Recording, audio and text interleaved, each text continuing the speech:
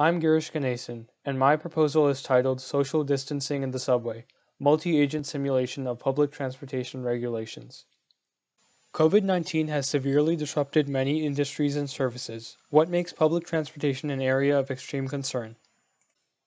In 2019, the New York City subway system had an average daily ridership of 5.5 million New Yorkers.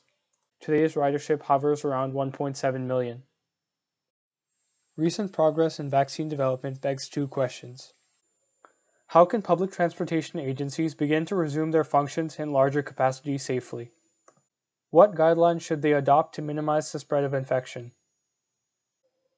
I propose to build a robust, flexible software in Unity and C# that models passenger behavior and infection spread in public transport stations through multi-agent simulation. Now, what features will this software have to accurately model the intended phenomena? Users would be able to alter the psyche, write guidelines, establish beacons, and change disease characteristics. The psyche is an internal rule set that each individual passenger agent follows. For example, here's where the World Health Organization's recommendation to stay 6 feet apart can be implemented. The guidelines comprise an external rule set, dictated by the transportation agency in order to keep its passengers safe.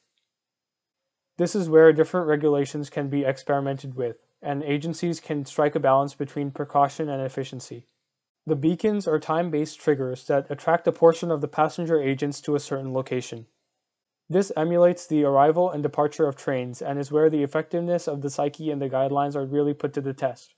The disease itself has 3 key parameters to describe its spread and symptoms. The interval of risk represents how often an event occurs, like a cough, that could expose other passengers to infection.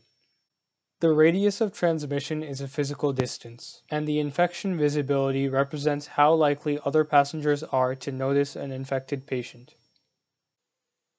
All told, here's a snapshot of what this simulation would look like at some instant in time. The circles represent human agents, red for infected and blue for healthy. The yellow rectangles are our beacons that light up according to the train schedule and attract a subset of passengers to board.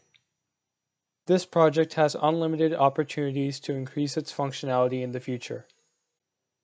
One long-term goal is to allow users to import 2D Unity models of different public transport stations. The effect of urban design on infection control could be investigated. That concludes my proposal, and I thank you for your time.